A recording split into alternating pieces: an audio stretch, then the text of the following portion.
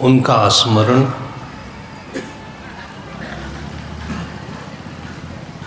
उनके संस्मरण ये हमारे जीवन की जीने की सबसे अच्छी पृष्ठभूमि है।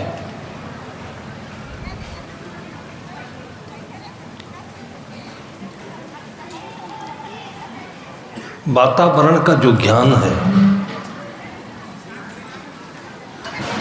वो हमारे जीवन के एक एक रग को संचित करता है।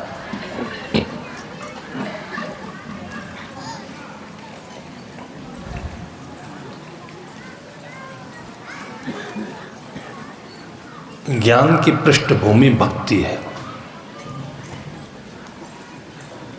व्याकरण में जाए तो संस्कृत में एक शब्द आता है विभक्ति। जो रूप पढ़ते हैं उनको पता है कि कितनी विभक्तियां होती हैं। कोई भी शब्द का जब रूप चलता है उसके वर्गीकरण को विभक्ति कहते हैं। सह तौ ते तेन ताभ्याम तई तस्मै। उसमें से भी उपसर्ग हटा देते हैं तो भक्ति है। विभक्ति का मतलब उन शब्दों को खोलना, अलग करना, और भक्ति का मतलब होता है कि जिसका जिससे योग होता है उनको जोड़ना। इसको भक्ति कहते हैं। जैसे माँ से बच्चे का जन्म हुआ तो कोई न कोई एक योग तो बनता है। इसकी याद दिलाते हुए सद्गुरु कहते हैं कि जासों नाता आदि का बिसर गया सो ठौर। अब 84 के बस परे कहे और की और। जासो नाता आदि का वो सामान्य व्यवहारिक शब्दों में हमें याद दिलाते हैं, और उस नाता शब्द को भक्ति कहा जाता है।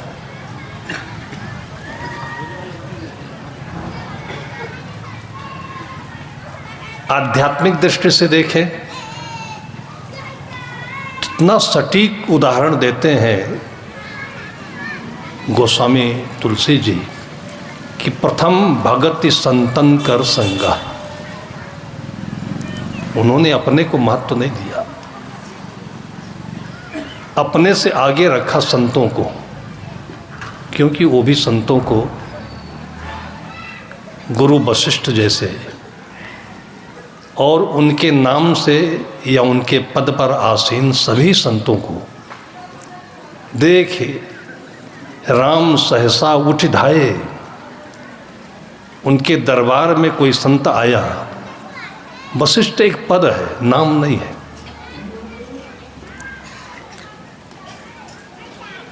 नाम ही नाम में सब तबाह हो गए, खाते पीते अनेकों जन्म हो गए। अगर नाम किसी का लिया जाए तो उसका अर्थ पद होता है, और पद केवल 3 हैं। गुरु है, माता है, पिता है। जितने यहाँ बैठे हैं सब माँ स्वरूप है। थोड़ा सा स्थानांतरण से कोई बेटी है, कोई बहन है। इनके नाम अनेक हैं लेकिन पद एक है, और सब में सब नामों में वो पद समाया हुआ है। गुरु को इतना महत्व देते हैं, और महत्व तो दिया गोस्वामी जी ने कहलवाए भगवान श्री राम से। श्री राम एक नाम ही नहीं है, पद है। और तभी तो सद्गुरु कबीर साहब ने इतना राम को जपा है। राम गुण न्यारो न्यारो न्यारो। वो इसलिए कहा कि पद और नाम इन दोनों में आप भ्रमित मत होना। राम बिना न रहोई हो कैसा, बाट मांझ गोबरहुआ जैसा। दो चीज़ें हैं, एक राम है एक काम है। राम भीतर है, काम बाहर। अगर उस काम के साथ राम नहीं लगा, दोनों की जोड़ी हंस के जोड़ी जैसे होना चाहिए, तो काम तो होगा लेकिन काम सफल नहीं होगा। राम बिना नर होई हो कैसा, बाट मांझ गोबरौरा जैसा। कितना सटीक उदाहरण, चलते फिरते उन्होंने देख लिया होगा, आप भी दे सकते हो। कहीं पशु ने गोबर कर दिया हो या मनुष्य का मल हो, तो इसी सृष्टि में एक कीड़ा होता है जिसको गोबरौरा कहते हैं। अब चक्र के अनुसार उसके संस्कार हैं, उसके कर्म हैं, उसकी खानी है। हमारी दृष्टि में वो मल है, गोबर है, लेकिन उसके लिए वो भोजन है। लेकिन वो भोजन की दृष्टि से उससे जुड़ता नहीं है। मैंने कल बताया था कि हम लोग जिससे जुड़ते हैं हमारे दृष्टिकोण में अंतर होता है। अभी स्टॉल लगा हुआ, वहाँ पर लोग खाने जाते हैं तो खाने नहीं जाते हैं, रस लेने जाते हैं। खाना तो आराम से बैठ करके भूख लगी होती है तब होता है। वहाँ किसी को भूख लगी होती है? भूख लगी होती तो 20 स्टॉल लगाने की क्या जरूरत है? सब जूठा करने जाते हैं, रस लेने जाते हैं, और वहाँ से घर नहीं जाते, अस्पताल जाते हैं सीधे। उसी को देखकर साहब ने कहा होगा कि माया के रस लेन न पाया, अंतर यम बिलार हो धाया। इतनी सूक्ष्म दृष्टि लोगों को दी साहब ने, और साहब का मतलब उन्हीं जैसे महापुरुषों ने। कबीर ने अपने को दम ठोंक कर नहीं कहा कभी कुछ। इतने महान आस्थावान, श्रद्धावान, उन्होंने कहा कि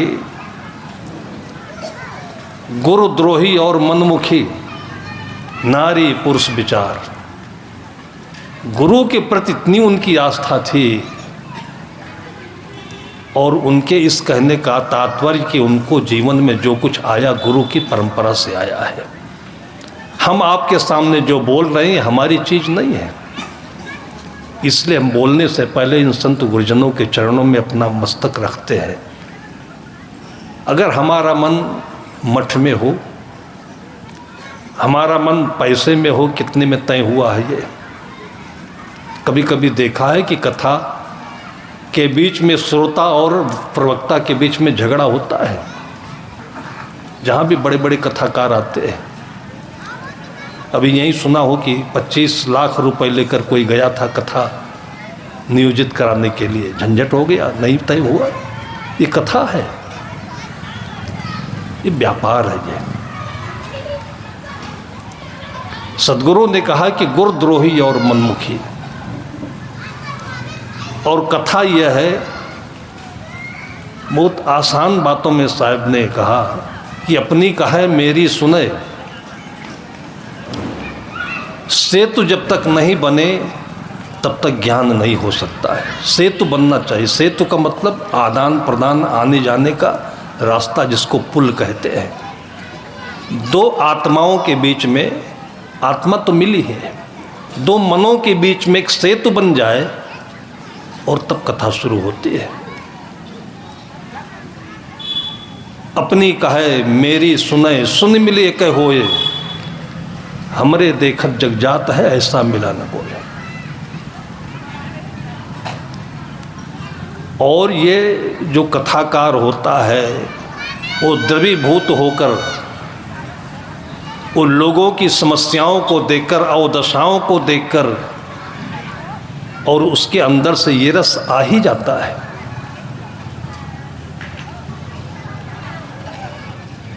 अपने बच्चे के बीमारी को देखकर, किसी अपने मित्र की तकलीफ को देखकर, ये आँखों में पिचकारी नहीं डालनी पड़ती है, रस आ ही जाता है, जिसको आंसू कहते हैं।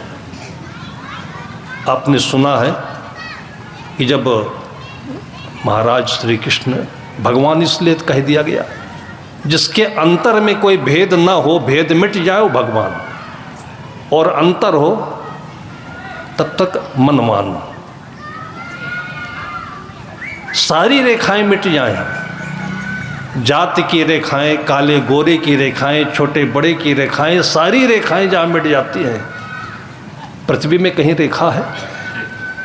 लेकिन इनको हमने निर्धारित करके भारत, चीन, पाकिस्तान, बांग्लादेश, अमेरिका बनाया। संतों ने सारी रेखाओं को मिटाया, वो भगवान हो गए। बुद्ध जो भगवान को माने ही नहीं, वो भगवान हो गए। ये चमत्कार है। जिनके पूरे दर्शन में भगवान नहीं है, उनको भी भगवान बुद्ध कहा जाता है। और आप भी रेखाएं मिटा दीजिए, आपको लोग भगवान कहेंगे।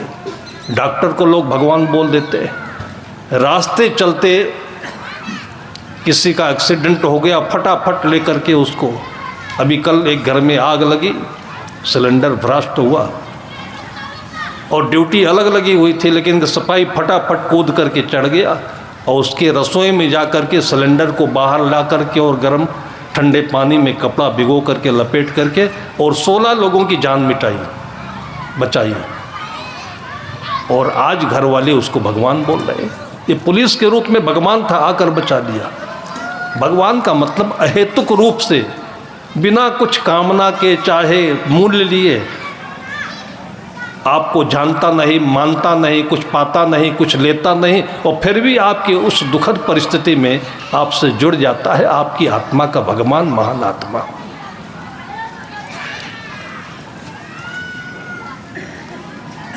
कथा का मतलब होता है कि हम भी इसी धरती पर जी रहे, हम चलते हैं। भाई हम शरीर होते, शरीर में हमारा मन होता, तो जैसे लोग कभी कभी कहा करते हैं कि मोटे तगड़े साधु लोग कुछ काम भी तो कर सकते थे, बात सही लगती है। लेकिन काम, फिर कामनाएं समाप्त हो गई, इसलिए काम खत्म हो गया। कामनाएं समाप्त हो गई। हमको जो चाहिए वो रस प्रकृति दे रही है,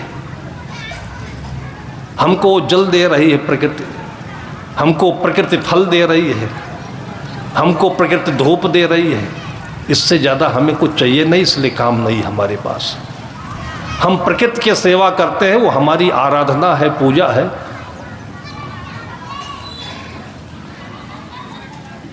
और इसके बाद जो आज का युग है, जो वर्तमान का परिवेश है, वो काम बना लिया जाता है कि हम गाड़ी है तो गाड़ी को साफ रखते हैं। हमने किसी किसी गाड़ीवान को देखा है कि गाड़ी पर बैठने के पहले और गाड़ी से उतरने के बाद, और जैसे वो अपने चेहरे को संवारता है वैसे गाड़ी को संवारता है। मैंने कहा अपने गाड़ी से बड़ा मोहब्बत रखते हो? उसने कहा ये हमारा साथ देती है। जो हमारे साथ हो उसको हम अपने जैसा, अपने से ज़्यादा मानते हैं। यही चीज़ भगवत्ता है। और इसको आप प्रसंग में देखें तो जब सुदामा को याद दिलाया उनकी पत्नी ने, गरीबी में, दरिद्रता में जीवन व्यतीत हो रहा था। भौतिक दृष्टिकोण से देखा गया तब कवि ने कहा दरिद्र सुदामा। और कुछ संस्कारों में भी रहा होगा।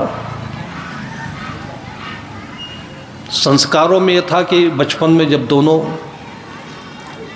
पढ़ने गए गुरुकुल में,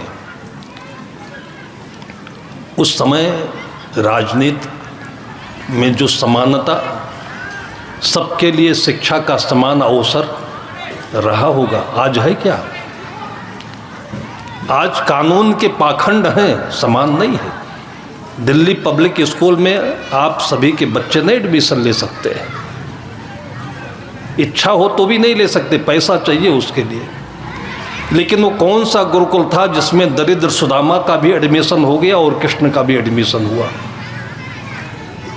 लेकिन ये जो हमारे भारतीय संस्कृति की सच्चाई है, ये सामने नहीं जाती है। आज भी कीचड़ उछाला जाता है। दोनों कैसे साथ पढ़े होंगे? उनकी क्षमता नहीं थी, जिसको दरिद्र कहा गया, जातीय एकता नहीं थी, कोई भी मायने में वो दोनों समान नहीं थे। और यदि ये काल्पनिक है तो भी एक शिक्षा है, उदाहरण है कि सब समान है। दोनों को गुरु माँ ने कहा कि बेटा लकड़ी नहीं है चूल्हा जलाने के लिए, तो आज लकड़ी के लिए जाओ। ये भी शिक्षा है।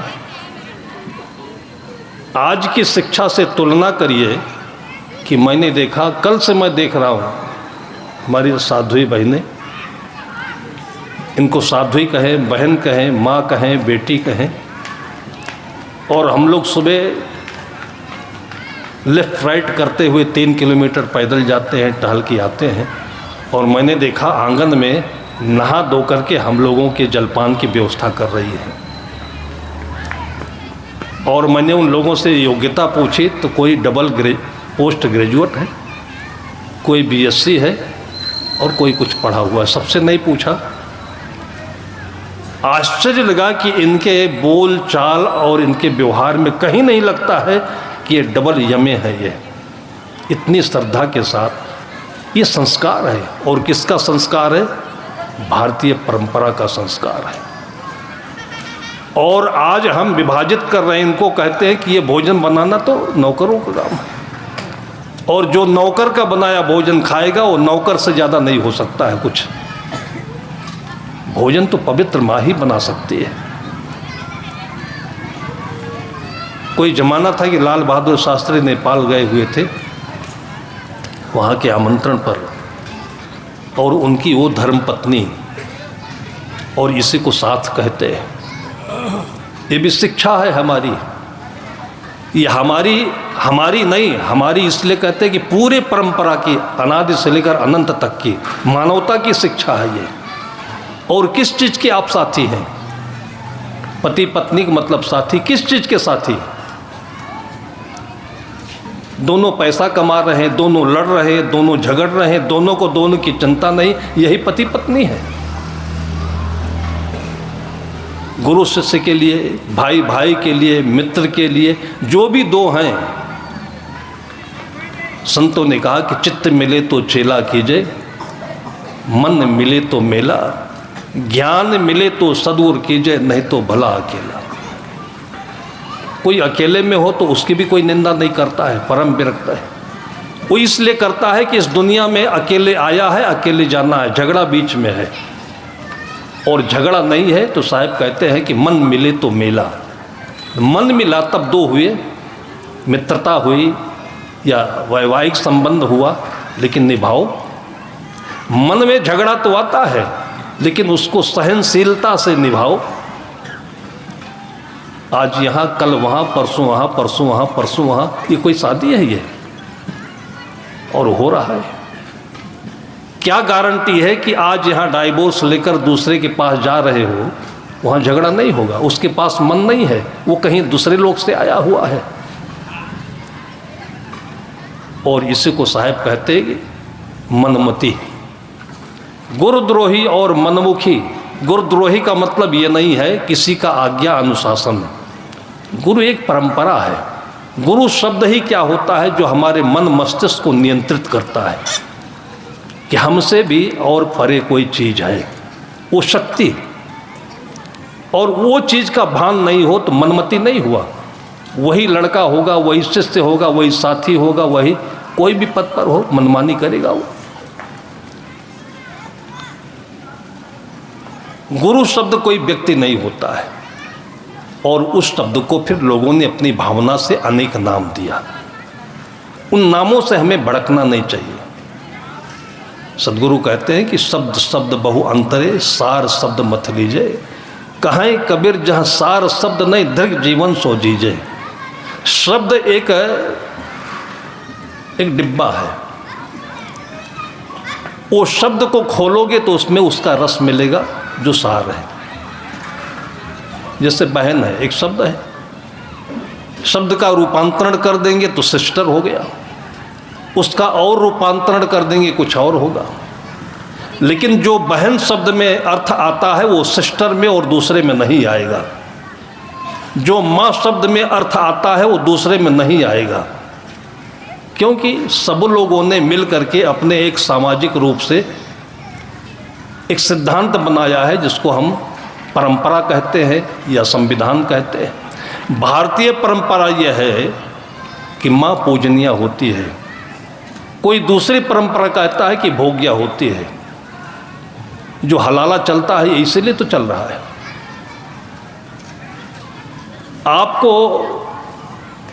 आप एक जगह नौकरी कर रहे हो और आपको नौकरी करने के लिए एक पोस्ट मिली है जिसको कैशियर कहते हैं। आपको कैशियर की पोस्ट मिल गई और आपको कह दिया जाए कि टट्टी साफ कर दीजिए, बताइए झगड़ा होगा कि नहीं होगा? तुरंत झगड़ा हो जाएगा, रिजाइन देंगे या तो कोर्ट कर देंगे। लेकिन माँ उससे कहते हैं कि वो सब कुछ करती है, कैशियर का भी काम करती है और बेटे के टट्टी को भी इतने प्यार से, इतनी श्रद्धा से। मैंने बताया चंदन बेटा गोद में बैठकर टट्टी भी करता रहता है, माँ भोजन भी करती रहती है। और इसके अलावा भी चतुर्दिक रूप से जो जीवन के लिए चाहिए सब माँ करती है। उस माँ का ज्ञान कहाँ गया? और आज ये काम करे कोई व्यक्ति झाड़ू लगाए और इतना शर्मनाक हो गया कि स्कूल में कोई बच्चा झाड़ू लगा रहा हो तो मीडिया वाले आकर के उसको फिर 1000 दिन उछालेंगे। वो कौन है जो झाड़ू लगाएगा? भाई जिसको आपने चपरासी नियुक्त किया वो इंसान है कि नहीं है? वो क्यों लगाए झाड़ू? आप IAS अफसर क्यों बने? आप उसको बैठाइए IAS पर। ये कोई संविधान है? संविधान में नैतिकता नहीं होती, नैतिकता में संविधान होता है। नैतिकता किसे कहते हैं? आत्मनः प्रतिकूलानि परेशान न समाचरित। धर्म में नैतिकता है। धर्म नहीं होता तो संविधान कोड़े का ढेर है। संविधान से चोरी बंद हुई, संविधान से करप्शन दूर हुआ। और ये आज की शिक्षा संवैधानिक है, इसलिए शिक्षा लोगों के नाकों में दम कर दिया है। जितने पढ़े लिखे लोग करप्टेड मिलेंगे आपको, गांव के लोग इतने चोर नहीं मिलेंगे आपको। सब पढ़े लिखे नहीं होते हैं, लेकिन आज जितना पढ़ाई के बावजूद करप्शन बढ़ा हुआ है। मैं याद करता हूँ कि बासमती चावल कहाँ से आता है। गांठ भर कीचड़ में ये माएँ और कोई भाई लोग भी जाते होंगे, लेकिन कम जाता है। और गांठ भर कीचड़ में जाकर के धान का रोपा करती हैं और उसके बाद तब उसमें से बासमती का चावल आता है। ऊपर से पानी का फुहारा भी चल रहा है, उसके साथ में उसके बच्चे भी होंगे, उसके साथ में उसके घरों की जिम्मेदारियां भी होंगी। इन सारों के बीच में आप केवल इतना नहीं कह सकते उसको 300 रुपये मजदूरी हम दे रहे हैं, हम आपको 1000 रुपये मजदूरी देंगे। आप IAS बन गए हो, कीचड़ में चले जाओ, खड़े हो जाओ थोड़ी देर के लिए। क्या केवल 100 रुपये किलो का आपने चावल खरीद लिया, इतने से आपको हक हो जाता है चावल खाने का? और आपके सामने वही गांव की महिला, वही गांव का किसान कोई एप्लीकेशन लेकर जाता है तो उसको फूटी आंख नहीं देखना चाहते हो? यही शिक्षा है।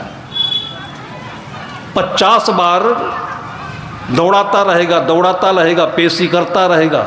नींबू जैसे कहते हैं, निचोड़ा जाता है तब पैसा आता है, जब पैसे का ढेर लेकर आएगा तब फाइल आपका फाइनल करेगा वो।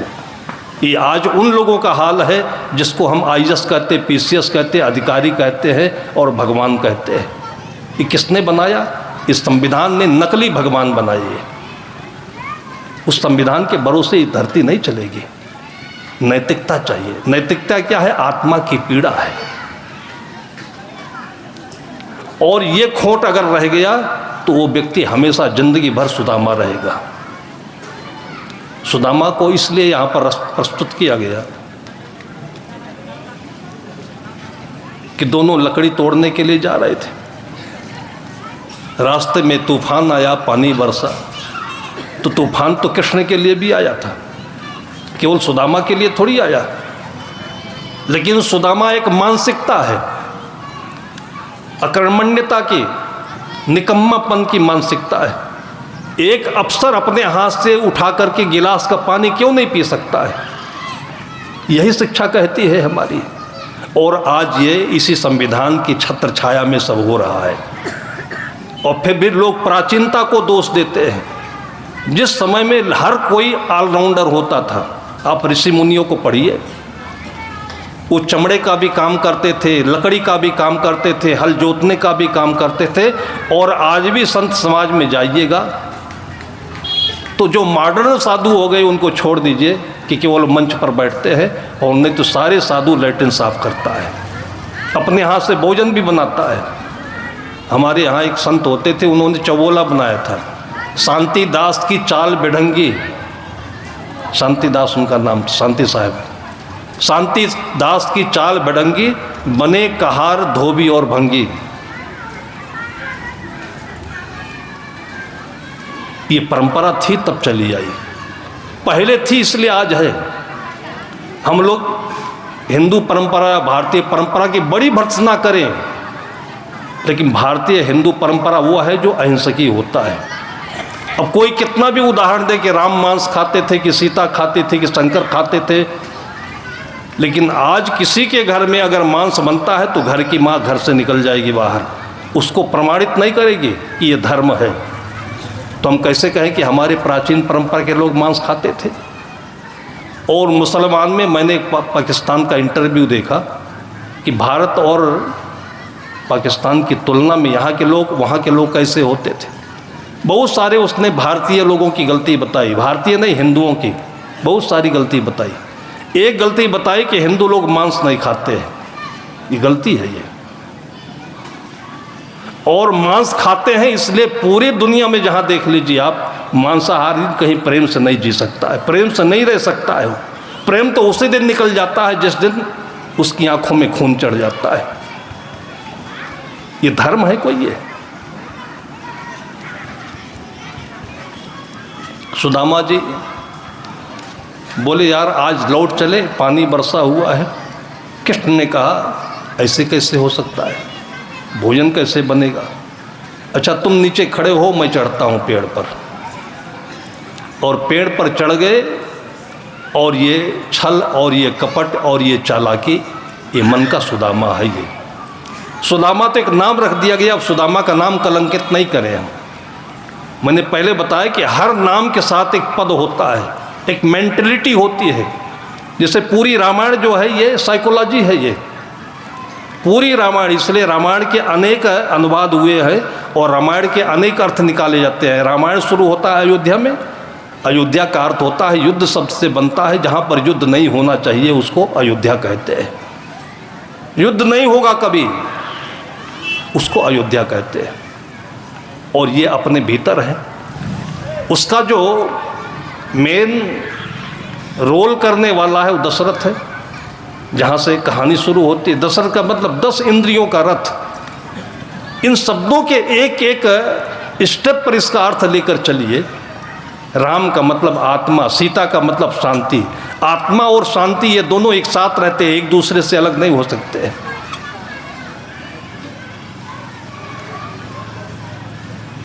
एक प्रार्थना का श्लोक है, उसमें कहा गया है वागर्था विपसंपृक्तौ, वागर्था विपसंपृक्तौ, वागर्था प्रतिपत्तये जगता पितरौ वंदे पार्वती परमेश्वरौ। पार्वती और परमेश्वर एक नाम है, लेकिन उसका अर्थ है वाग और वाणी, शब्द और वाणी। जो हम शब्द बोलते हैं, वाणी करते हैं, उसके साथ अर्थ भी संपृक्त होना चाहिए, लगा रहना चाहिए। अगर दोनों एक साथ नहीं होंगे तो उसको चालाकी कहते हैं। हम बड़े चालाकी से, व्याकरण इसलिए तो खराब है, जो व्याकरण नहीं जानता है वो ठोक करके जो मन में आए बोल देता है। चलो समझ में तो आया कि इसके अंदर क्या है। और व्याकरण ऐसा चालाकी पैदा कर देता है, कामा लगा करके और कुछ करके, और उसके अनेक अर्थ हो जाते हैं। इसलिए आज तक इंटरप्रिटेशन होते होते आप देख लीजिए, सुप्रीम कोर्ट तक किसी भी संविधान का एक अर्थ नहीं निकल पाया। उसी में जीत है, उसी में हार है, जो जितनी चालाकी कर ली जाए।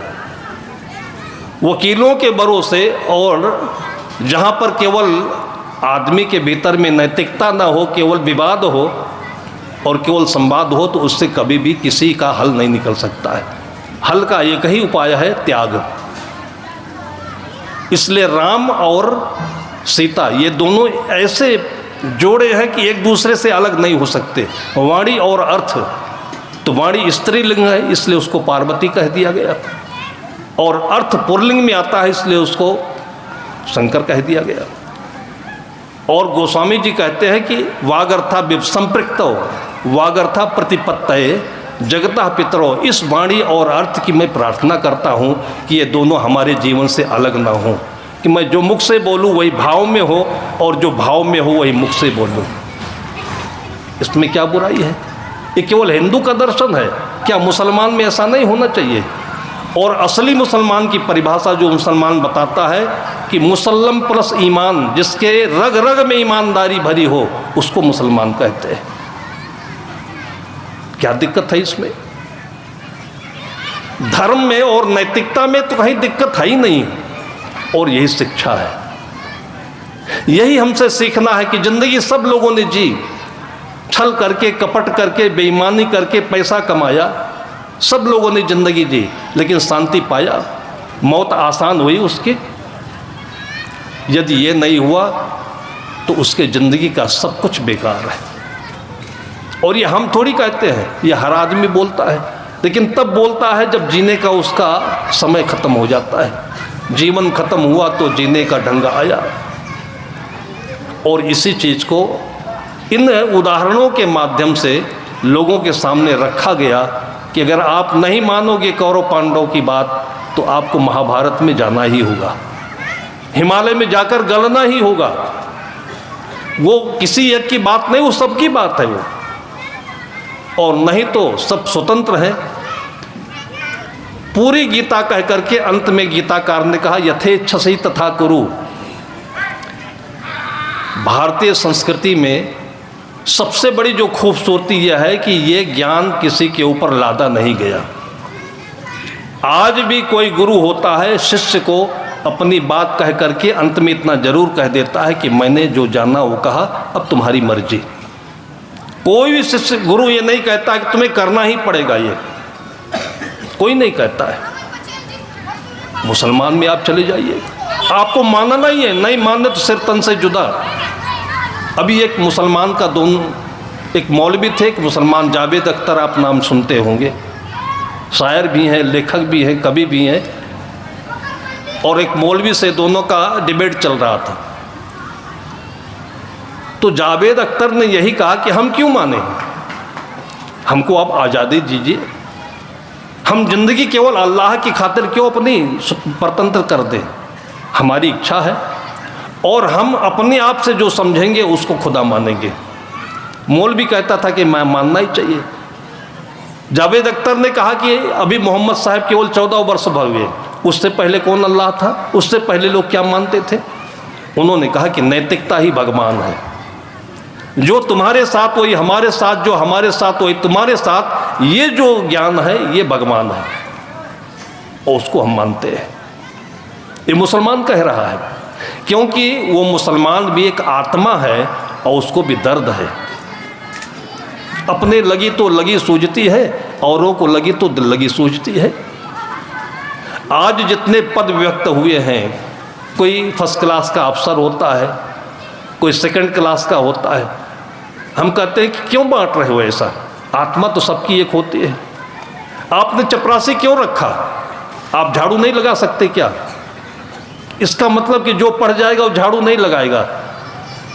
अगर घर में यही झगड़ा हो जाए कि जो पढ़ा वो झाड़ू नहीं लगाएगा, घर में रहेगा कैसे फिर आदमी? ये कोई कानून है? अगर संविधान के ही भरोसे जिंदगी होती तो ये पूरी पृथ्वी कूड़ा हो जाती। ये अंग्रेजों ने सिखाया हमको, ये भारतीय संस्कृति का अंग नहीं था।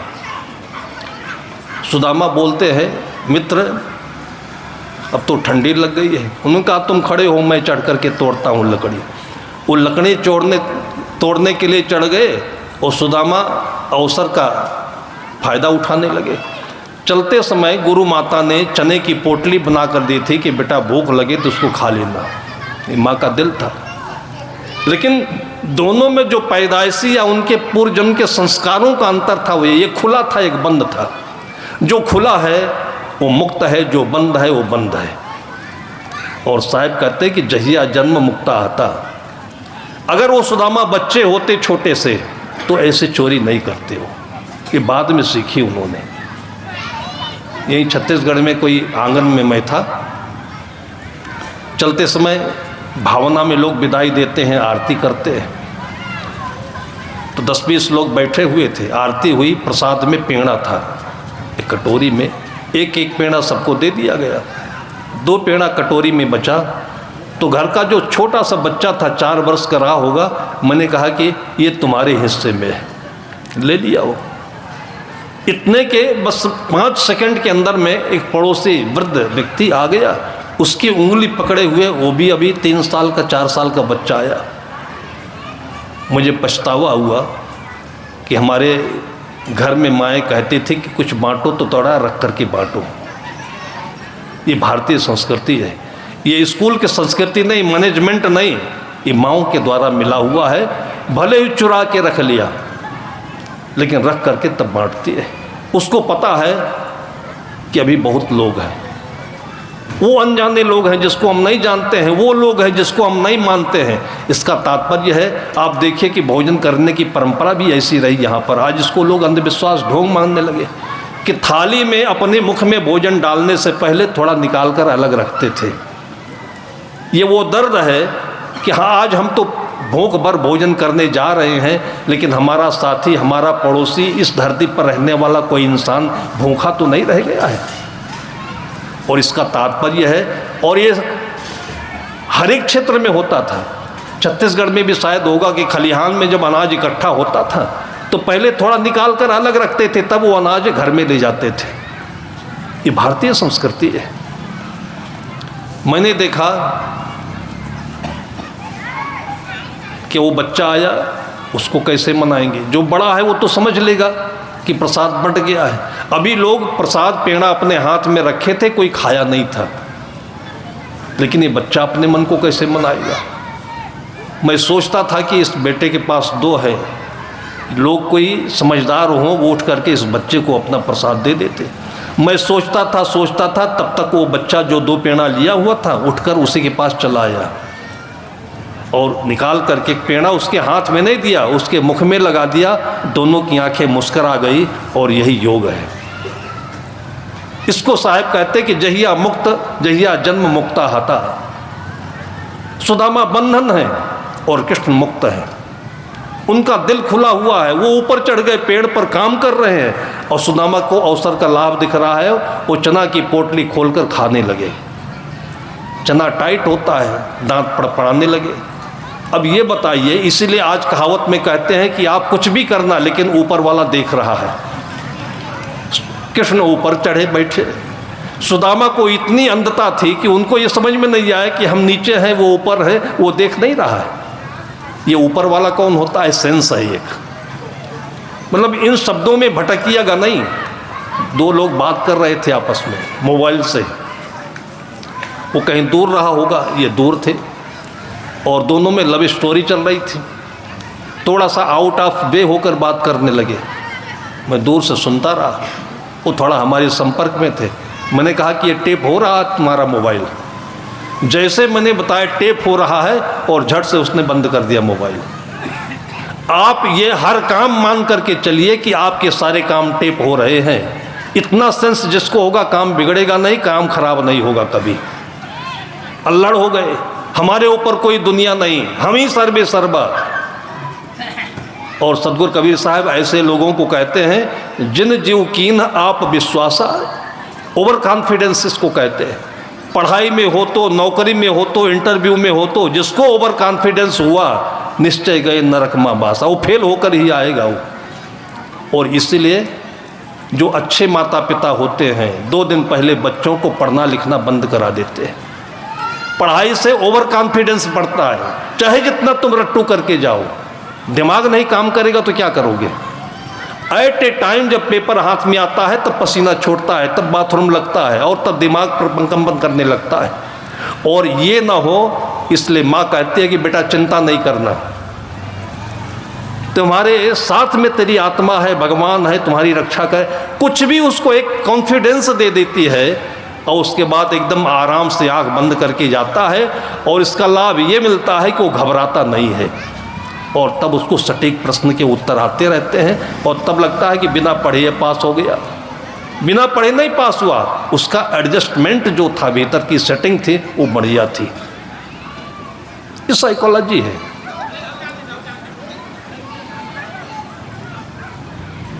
कृष्ण पूछते हैं कि मित्र ये क्या कर रहे हो? कहा ठंडी बहुत लग गई है और दांत कटकटा रहे हैं। और तभी वहाँ से ये किंवदंती बनी कि गुर से कपट, मित्र से चोरी, की हुए निर्धन, की हुए।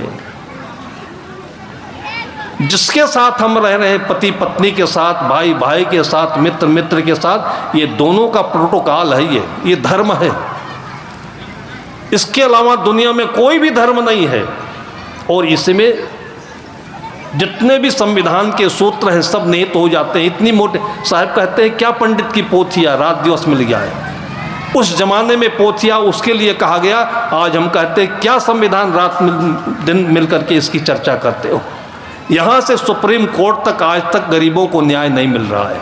चालाकों को मिल रहा है, पैसे वालों को मिल रहा है।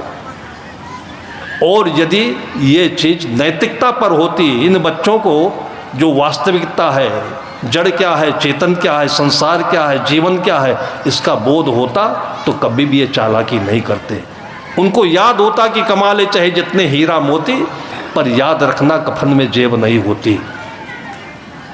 और रामायण यही बताती है और महाभारत यही बताता है।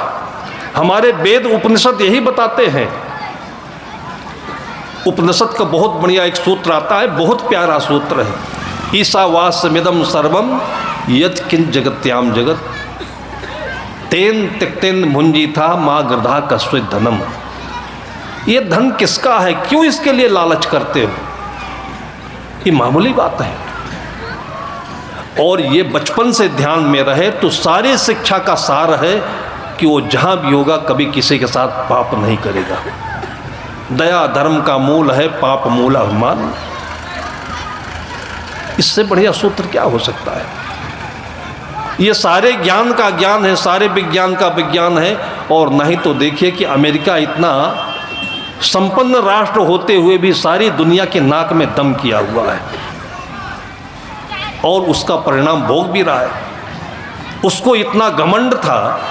और जब सन 2000 के आसपास की घटना है, वर्ल्ड ट्रेड सेंटर पर जब अटैक हुआ है तो वहाँ के जो रक्षा मंत्री थे चूहे की तरह से भाग करके झुके हैं, चूहे की तरह से।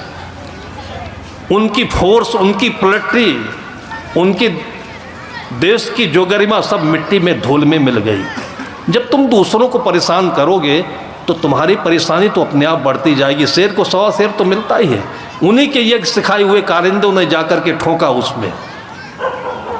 लेकिन भारतीय शिक्षा, हिंदू दर्शन ये नहीं सिखाता है। इसकी बहुत सारे अपवाद हैं।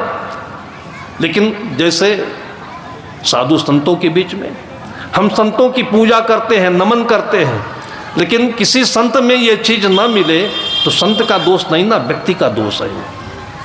तो संसार में जो भारतीय दर्शन है इसकी दृष्टि इतनी व्यापक थी कि उन्होंने कहा कि अयम निजः परो बेति गणना लघु चेत साम। ये अपना है और एक दूसरे का है। किसने कहा? ये हमारी परंपरा ने कहा कि ये जो छोटे क्षुद्र बुद्धि के लोग हैं ऐसा कहते हैं। अगर भूख लगी है, हम भोजन करने जा रहे हैं तो हमारा कमाया भोजन नहीं है, आइए हम बांट के खाते हैं। और हमने रेलवे ट्रेनों पर देखा है कितने लोगों को कि हम साधु संत हैं, अनजान है, फिर भी वो बेचारे कहते नहीं महात्मा जी कुछ तो ले लीजिए। और एक बार मुसलमान मिल गए और वो बोरा किस्म के मुसलमान थे जो मांसाहारी नहीं होते, या कुछ उनके अंदर में श्रद्धा रही होगी। उस सुबह 4-5 बजे के बीच में उठ करके वहीं हमारे केबिन में नमाज पढ़े और उसके बाद उनको जलपान करने का समय आया होगा। और जानते हैं कि हिंदू परंपरा के साधु हैं, मुसलमान परंपरा के हैं। इतना होते हुए भी उन लोगों ने अपना जो जलपान निकाला तो यही सब जो बेकरी वाला सामान होता है, सूखा, डबल रोटी, बिस्कुट वगैरह अच्छी क्वालिटी के थे और वो देने लगे। हम लोग कितना नाही किए कि हम लोगों का जलपान ऑलरेडी पहले से रखा हुआ है, निकाल कर दिखाया भी। बोले महाराज जी आप लेंगे नहीं तो हम खाएंगे नहीं। ये धरती की संस्कृति है, ये हिंदू संस्कृति भी नहीं कहे, हिंदू एक नाम पीछे से पड़ गया, ये धरती की संस्कृति है। और इसको संतों ने देख करके कहा, ये बाइबल इंजील वेद पुराण नहीं, संतों ने कहा कि वृक्ष कबहु नहीं फल भखाए, नदी न संचय नीर, पर मारत के कारणे साधुन धरा शरीर। भाई आपके पास जो कुछ ज़्यादा है क्या करोगे आप? वो सड़ेगा या आप सड़ोगे? अगर इतनी चेतना लोगों में आ जाए, और तब वो आदमी हमेशा ये होगा कि हमारा कमाया हुआ कहीं सार्थक हो जाए।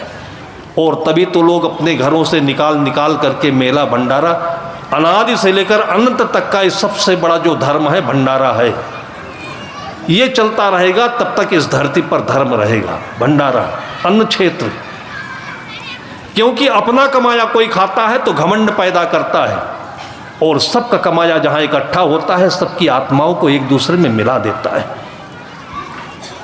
और यही कथानक महाभारत में आती है। भाई एक बहुत बड़ा भंडारा हुआ, और भंडारा सफल होगा कि नहीं होगा इसका कोई प्रमाण तो होना चाहिए, सफल हुआ कि नहीं हुआ उसका प्रमाण बताते कि घंटा बजेगा कोई। अब हमको पूरी ये कथानक याद नहीं है, सुना हो लोगों के मुख से, और बता रहे हैं कि सब खाए, भरपेट खाए, घंटा बजा ही नहीं। तब लोगों ने उसकी जांच की, अन्वेषण किया कि भाई घंटा क्यों नहीं बज रहा है। तब लगा खिलाने वाले की आत्मा शुद्ध नहीं, मन शुद्ध नहीं, आत्मा शुद्ध है, खिलाने वाला का मन शुद्ध नहीं है। कि कोई संत रहे होंगे उसमें दाल भात रोटी साग मालपुआ फिर सब एक में सान के खा रहे थे। कभी कभी हम लोगों के साथ भी ऐसा होता है। गुजरात में मारवाड़ियों को खिलाने का बड़ा शौक होता है, एक तरफ श्रीखंड है, दूसरी तरफ ये मालपुआ है, तीसरे तरफ यह है। और हम लोगों के गुरुजनों ने सिखाया कि सबसे पहले रोटी, रोटी भी सूखी, खाते सब कोई है, लेकिन खाना यह है कि पहले आप केवल रोटी का स्वाद लीजिए, फिर चावल का स्वाद लीजिए, फिर दाल अलग लीजिए। आप आज तक जिंदगी में सब कुछ खाए, स्वाद आपको कुछ पता नहीं, क्योंकि आपने एक चीज़ खाई नहीं, सब कुछ मिलाकर खाया। ना आपको दाल कैसे होती पता, न चावल कैसे होती पता, कभी खाया? कभी ध्यान में भी नहीं आया कि देखें तो। और इसका अर्थ यह है कि आप जिंदगी में बहुत जिए लेकिन भीड़ में जिए, इसलिए आपको अपनी जिंदगी का स्वाद पता नहीं। कभी अकेले जी कर देखिए आप, जब अकेले आपने खाया नहीं तो अकेले आपने जिया भी नहीं। आपने दूसरों को बनाया खाया, कभी आप अपना बनाया खा कर देखिए, कभी भी आपका खाना खराब नहीं लगेगा। आप बना कर रखिए और कहिए साले तुमने कच्चा बनाया, किसको कहेंगे? आज जो दुनिया का नखरा इस तरह से रसोई में होता है, वो चाहे तो ठीक कर दे, बनाओ खाओ। इसलिए कहते हैं कि अकेले में हर आदमी निरापद हो जाता है, स्वच्छ हो जाता है, पवित्र हो जाता है। अकेले के पास कोई ज्ञान की आवश्यकता नहीं होती। इस दुनिया में आप अकेले इंसान होते तो बताइए चोर कौन होता, हिंसकी कौन होता, परेशान कौन करता, परेशान कौन होता? तो कभी कभी आप अकेले भी जी लिया करिए। अकेले होना ही सबसे बड़ा ज्ञान है। ज्ञान उसे कहते हैं जो अकेला कर देता है, और ज्ञान उसे कहते हैं जो सबको एक कर देता है, दो नहीं दिखता है। और ये सूत्र उपनिषदों में आपको खूब खूबी से मिलेंगे। सर्वम खल विदम ब्रह्म, सर्वम खल विदम ब्रह्म, खल मतलब निश्चित है, सब जो कुछ है वही है जो आप है। इसमें आप दो कैसे देख रहे हैं? अद्वैत जिसको कहते हैं जहाँ पर दूसरा दिखाई नहीं पड़ना चाहिए। आपकी आत्मा, अपनी आत्मा। ज्ञानेश्वर टीका में महाराज जी लिखते हैं, गीता की टीका में, ज्ञानेश्वरी टीका उन्होंने लिखी उसको, कि कोई भैंसा जो बैलगाड़ी में जोड़ा जाता है, उसकी पीठ पर जो आदमी है, अब 100 क्विंटल तेल और चीनी के बोरे लदे हुए हैं, और ऊपर की धूप मार्च अप्रैल की उसके पीठ पर चढ़ी जा रही है। भैंसा हाँफता है, उसके मुख से फेना निकल रहा है, और जब ऊंचाई आती है, चल नहीं पाता तो चपाचप कोड़े मारता है। वो देख करके जो उसकी पीठ में निशान पड़ते हैं, तो ज्ञानेश्वर जी महाराज अपने शिष्य से कहते हैं कि देख मेरी पीठ में दर्द हो रहा है। ऐसा कभी हो सकता है क्या? दर्द उसे कहते हैं, ज्ञान उसे कहते हैं जो दर्द पैदा करता है। किसका? किसी को दर्द हो तो वो दर्द आपके भीतर में महसूस होना चाहिए, इसको ज्ञान कहते हैं।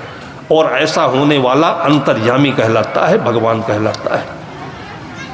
हम अपने माँ बाप का ज्ञान नहीं जान पाते हैं, उनको क्या तकलीफ है, उनकी क्या आवश्यकता है, उनकी क्या भावना है, उसको नहीं जान पाते हैं।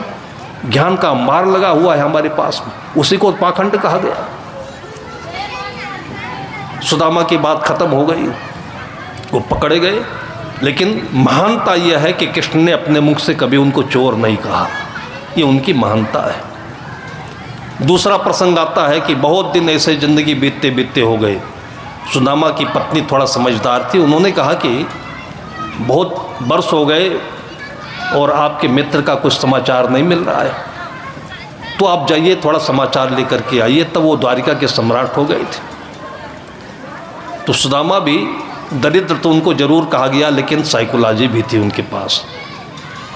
वो कितना भी मिन्नत करने पर जाने को तैयार नहीं हो रहे थे। तो जब उनकी पत्नी ने पूछा कारण क्या है, कहा कि आज जिस अभावग्रस्त परिस्थिति में मैं जिंदगी जी रहा हूँ, मैं कितना भी मित्र मान करके जाऊंगा तो लोग यही संदेह करेंगे कुछ मांगने आ गया है, इसलिए मैं उनका नाम यहीं लेकर के जप लूँगा, वहाँ नहीं जाऊँगा। ये सुदामा की खूबी थी। मतलब दरिद्रता में भी इंसान पूर्णता को प्राप्त कर सकता है। ये दोनों दृष्टांत एक व्यक्ति की दो मानसिकता में देखे जाते हैं। आप अपने को गरीब क्यों कहते हो? धरती आपकी माँ है, आसमान आपका पिता है और सारी प्रकृति आपको मिल रही है। आप पेड़ को लगाइए, कोई भी गरीब से गरीब आदमी हो, कोई आम का पौधा नहीं कहता है कि तुम मेरे नहीं हो। आप पेड़ लगाइए, भरपूर फल पाइए। आप इस धरती के साथ योग करिए, आपको धान मिलेगा, गेहूं मिलेगा, अरहर मिलेगा। किस चीज़ के गरीब हो आप?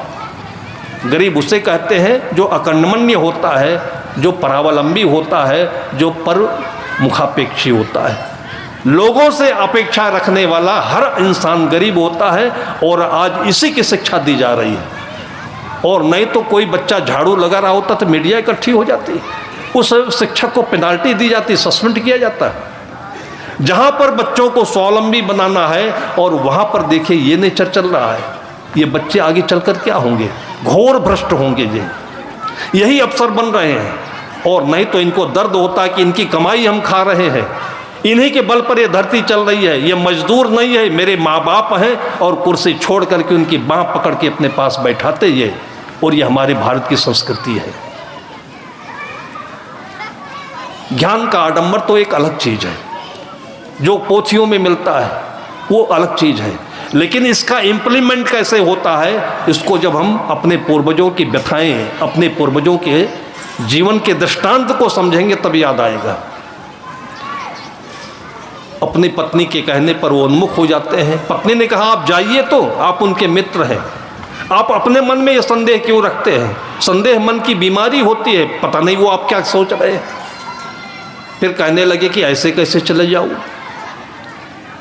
मेरे पास ले जाने के लिए कोई उपहार नहीं है। आज उपहार देने के लिए बड़ी बड़ी चीज़ें आपके सामने आ गई हैं, लेकिन सब ये चालाकी है और ढोंग है ये। और मुझे ये पता है, किसी कमिश्नर के यहाँ मैं गया हुआ था, तो चलते समय इतना बड़ा एक डिब्बा दे दिया, बढ़िया चमकदार पन्नी से ढका हुआ, फीते से बंधा हुआ। मैं सोच भी नहीं सका, क्योंकि ऐसी चीज़ हम लोग बहुत कम पाते हैं। किसी ने बताया कि इसमें कुछ अंदर रखा हुआ है खाने पीने की चीज़, मैं लाया, लेकिन इतनी चमकदार थी वो पन्नी, उसको खोलने का ही मन नहीं हो रहा था। इसको खोलेंगे फट जाएगा, इसको फेंकना पड़ेगा। ये भी दस्तूर है, जो कीमती चीज़ है वो फेंकना पड़ता है और उसके भीतर जो नकली चीज़ है वो लेना पड़ता है। जितने भी प्रकार की आप साबुन लगाते हो, कभी आपको पता नहीं सेंस आया कि नहीं आया। साबुन कैसा भी घटिया हो, लेकिन उसकी जो पन्नी होगी वो सबसे फर्स्ट क्लास होगी, उसका यूज आप कभी नहीं कर पाते हो। ये दुनिया ऐसे चलती है, उसी में हम फंसते चले जा रहे हैं। अगर केवल नंगा साबुन किसी को दे दिया जाए तो बिक्री होगी, घाटे पे चला जाएगा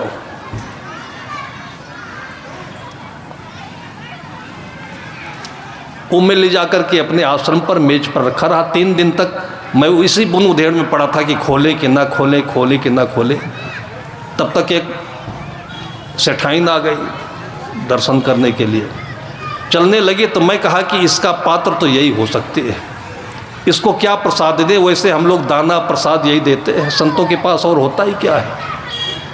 तो मैंने उसको कहा कि ये डिब्बा अपने पास में रख लो, ये प्रसाद है। वो हमसे ज़्यादा होशियार थे, हम तो बुद्धू निकले। वो तुरंत हमारे सामने डिब्बे को बड़ी बेरहमी से फाड़ दिया, और फाड़ करके जब निकाला तो उसमें केवल इतना ड्राई फ्रूट निकला। डिब्बा का आकार हाथी के बराबर और ड्राई फ्रूट उसका बिल्कुल चूहे के बाद। और उसने कहा गाली देते हुए कि आजकल का ये ढोंग धतूरा बेगार आप भी लेकर घूम रहे हो। और इसको खोल के वही चीज़ देते जो इसके अंदर थी, और निकाल करके ड्राई फ्रूट अपने आंचल में बांधी और चल दी। ये पारख है। आज इस प्रकार के गिफ्ट देने की देखिए परंपरा। 200-200, 500-500 रुपए के बुके दिए जाते हैं, जो न खाने की चीज़, न पहनने की चीज़, न रखने की चीज़। और आज जन्मदिन पर बधाइयाँ यही पड़ रही हैं। अरे कुछ लायक का चीज़ देते तो हम नहीं खाते, बच्चों को देते। लेकिन किसके चलन है ये ज्ञान है क्या ये? और फिर भी आज के ज्ञान में हम लोग डूबे चले जा रहे हैं, एक दूसरे की नकल करते हुए चले जा रहे हैं। क्या हमारे मंच के लिए ही ज्ञान है? ज्ञान तो वो होता है जो हमको आनंदित करता है। आप किसी को अपने साथ खिलाकर देखिए क्या आनंद मिलता है। उनकी पत्नी ने कहा कि देखिए आप डुप्लीकेट मत बनिए, ओरिजिनल बनिए, आपके कपड़े चमकदार हैं। सुदामा यही बोल रहे थे कि प्रोटोकॉल में जाना है सम्राट के पास में तो कुछ पैंट शर्ट नहीं है, हमारे पास अच्छे कपड़े भी नहीं है, पगड़ी भी नहीं है, जूते भी नहीं है, और देने की कोई चीज़ नहीं है।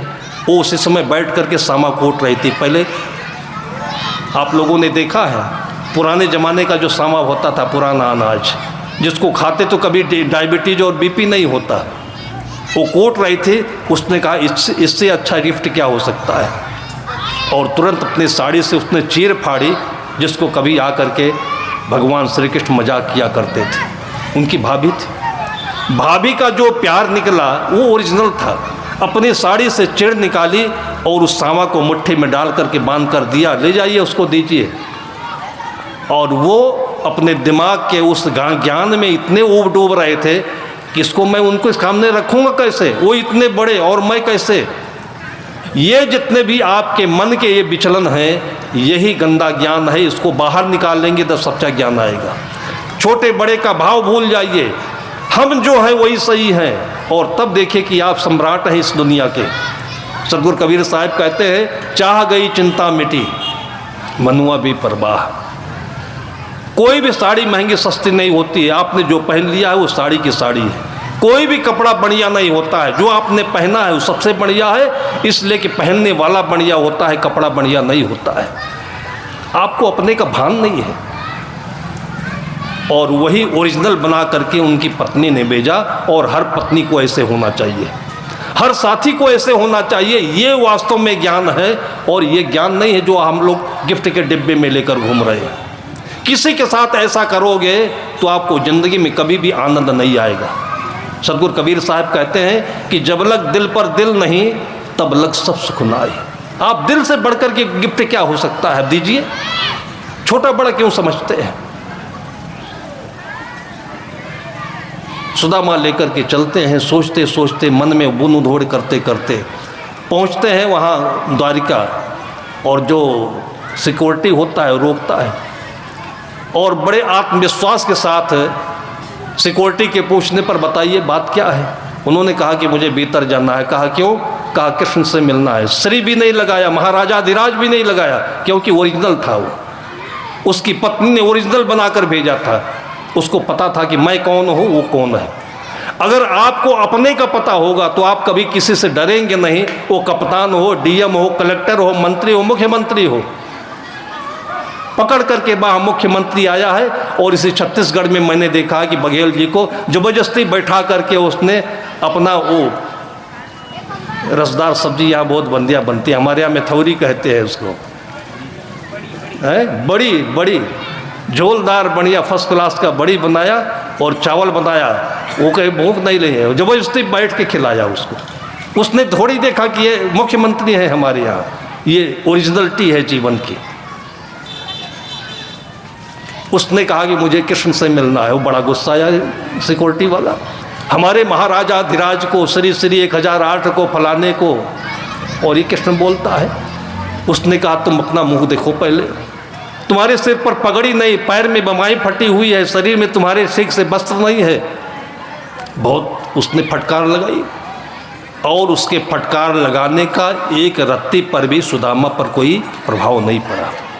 ये सच्चाई है। थोड़ी सी निंदा, थोड़ी सी कोई बुराई सुन करके, आपको कमतर आंख दे सुन करके आपको कितना भीतर में पजल, कितना बेचैनी हो जाती। क्या बोल रहा है हमको ये? इसलिए हो जाता है कि आप अपने को जानते नहीं हैं। आप अपने को जानते तो 1000 आदमी, लाख आदमी, सारी दुनिया आपको बुरी कहती, और आप छाती ठोक करके जिंदगी जी लेते। ये सच्चाई है, और ये आत्मज्ञान है कि किसी से डर नहीं अपना। और वो चीज़ सुदामा थी, और उस चीज़ को पत्नी ने प्रेरित किया।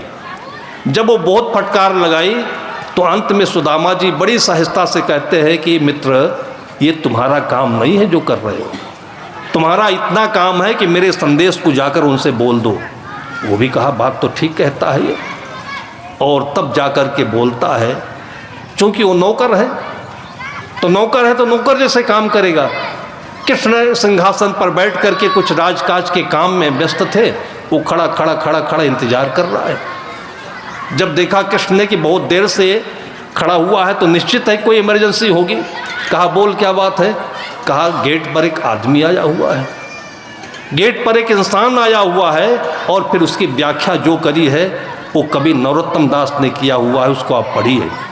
शीश पगान जगा तन में, कहा सिर पर पगड़ी नहीं, पैर में जूते नहीं, तन पर वस्त्र नहीं, किस दिखता है, चमड़ी में सिकन पड़ी हुई है। कृष्ण ने कहा कि मूर्ख, उसका नाम बता।